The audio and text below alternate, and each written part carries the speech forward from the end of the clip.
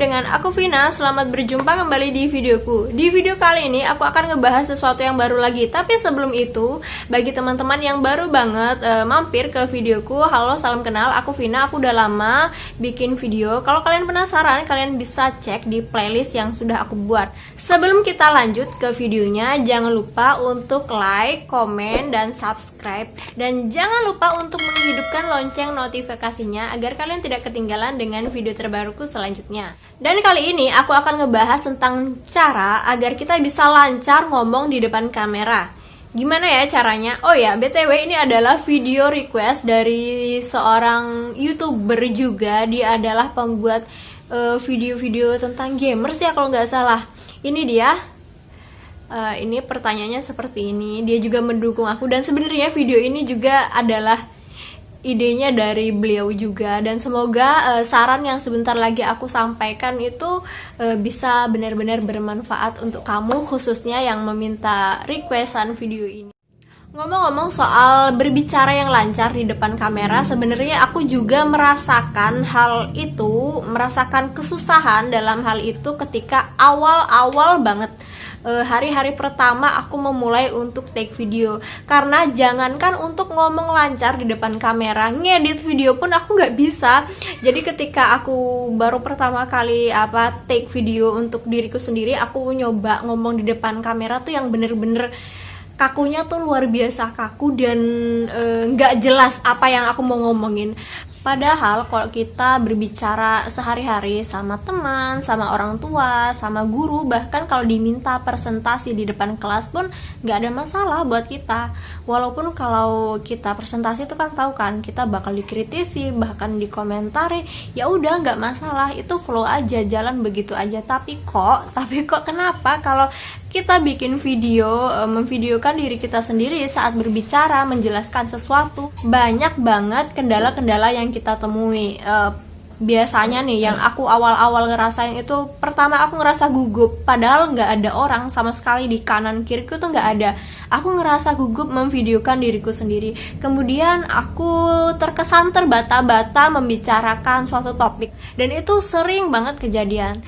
Tapi kesini pasti kita belajar dong. Nah, disinilah aku akan sharing beberapa tips yang aku gunakan selama ini ketika aku belajar berbicara di depan kamera. Tips pertama yang aku sarankan, yang harus banget kalian punya adalah role model. Jadi ketika tahap pertama kita berbicara di depan kamera, walaupun berbicara adalah sesuatu yang biasa kita lakukan, tapi beda banget kalau kita memvideokan diri kita dan menjelaskan sesuatu.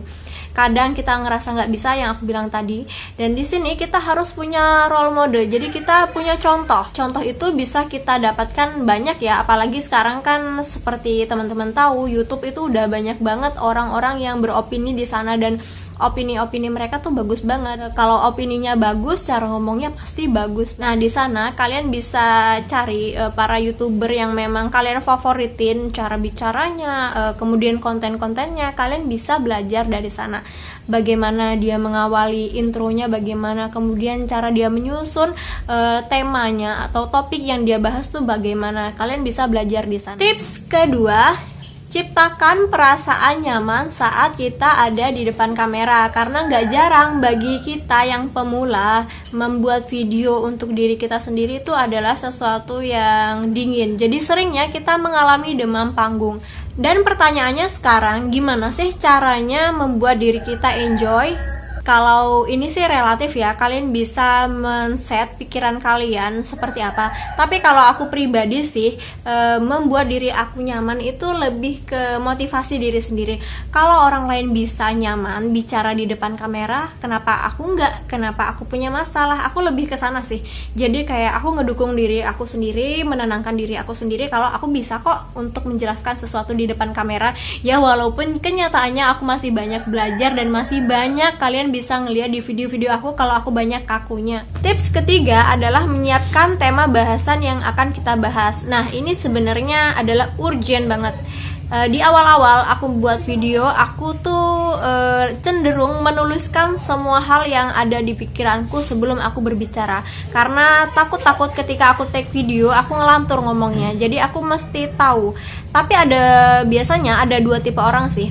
Tipe orang yang menyiapkan sesuatu hanya dengan cara mengingat poinnya saja, atau dia terbiasa menuliskan apa yang ada di pikirannya sebelum memulai video. Jadi kalian bisa pilih salah satunya.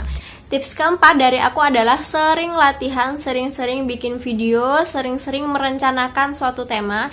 Jangan kalian bikin satu video karena kalian ngerasa video itu jelek, kalian hapus. Terus kalian bikin lagi terus ngerasa jelek, jangan abis itu dihapus. Karena kalau kayak gitu kalian nggak bisa ngelihat perubahan atau kemajuan dari video-video kalian. Tips terakhir dari aku dan yang amat sangat penting adalah kalian harus konsisten, semangat terus untuk membuat video YouTube. Karena hanya dengan begitu kalian bisa melihat peningkatan dari cara kalian berbicara di depan kamera. Oke, mungkin segitu saja tips-tips yang bisa aku bagi. Semoga bermanfaat untuk kalian semua dan sampai jumpa di videoku selanjutnya. Bye-bye!